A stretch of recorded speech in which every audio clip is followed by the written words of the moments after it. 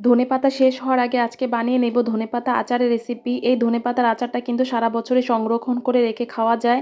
সাদা ভাত কিংবা খিচুড়ি কিংবা খুদে ভাতের সাথে খেতে কিন্তু ভীষণ ভালো লাগে। আজকে মা মেয়ে চলে গেলাম ধনেপাতা তোলার জন্য জমিতে। তো এখানে একটি জংলি ফুল দেখে আমাকে জিজ্ঞেস করতেছে, আম্মু এটা কী ফুল? তো যাই হোক, সে ফুল দেখলে অনেক অনেক খুশি হয়। এই তো দেখেন, বাচ্চাকে কোথাও কিন্তু নিয়ে গেলে কিন্তু খুবই খুশি হয়, সে নাচতে নাচতে চলে যাচ্ছে। তো যাই হোক, এখন আমরা ধনেপাতাগুলো তুলে নিচ্ছি, যদিও ধনেপাতাগুলো একটু জালি জালি হয়ে গেছে। তো এখান থেকে বেশ কিছু ধনেপাতা নিয়ে নিব। তো ধনেপাতা তুলতে কিন্তু ভীষণ ভালো লাগছে, আর এদিকে আমার মেয়েও কিন্তু অনেক হ্যাপি ধনেপাতা তুলতে পেরে। দেখেন, ধনেপাতার জালিটা কিন্তু সে মাথায় করে নিয়ে যাচ্ছে, কতটা খুশি।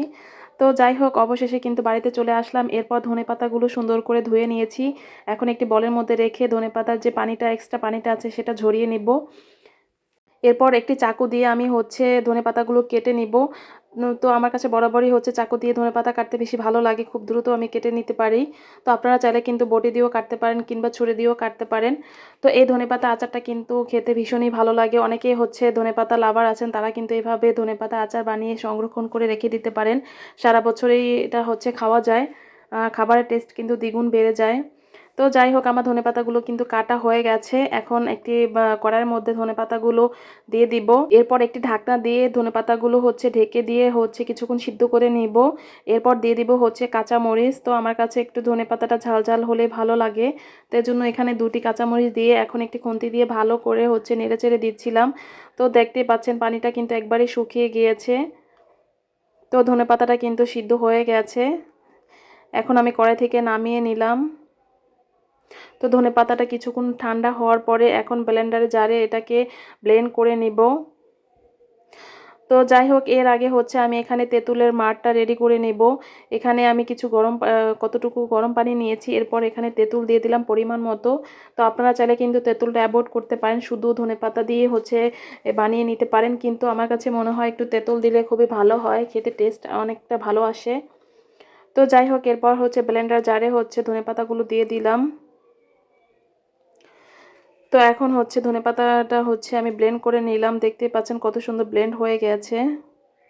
এখন একটি বাটিতে নিয়ে নিলাম। এরপর পরপর সবগুলো ধনেপাতা ব্লেন্ড করে নেব।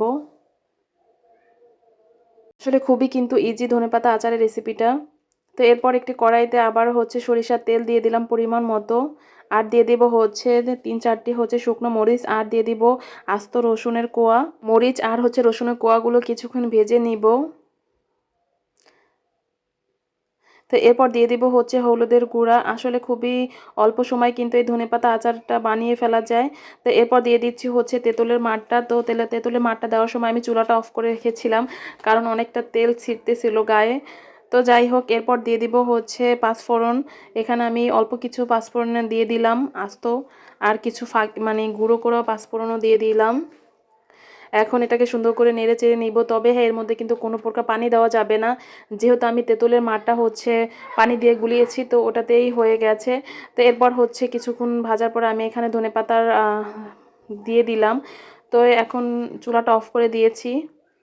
তো এটাকে ভালো করে মিশিয়ে তারপর আমি চুলাটাকে অন করে দিলাম আবারও। অনেকেই দেখেছি এই ধনেপাতাটা দেওয়ার পর আর কোনো জাল করে না, কিন্তু আমার কাছে মনে হয় একটু জাল করে রাখলে সবচেয়ে বেশি ভালো হয়। যদি কোনো এক্সট্রা পানি থাকে সেটাও কিন্তু শুকিয়ে যায়। এইভাবে করলে কিন্তু সারা বছরই আচারটা কিন্তু খুবই ভালো থাকবে। তো আজকে এই রেসিপিটি কেমন লাগছে অবশ্যই কিন্তু জানাতে ভুলবেন না, আর সবাই পাশে থাকবেন। আমিও আপনাদের পাশে থাকবো ইনশাল্লাহ। দেখা হবে পরবর্তী কোনো রেসিপিতে। সবাই ভালো থাকবেন। আল্লাহ হাফেজ।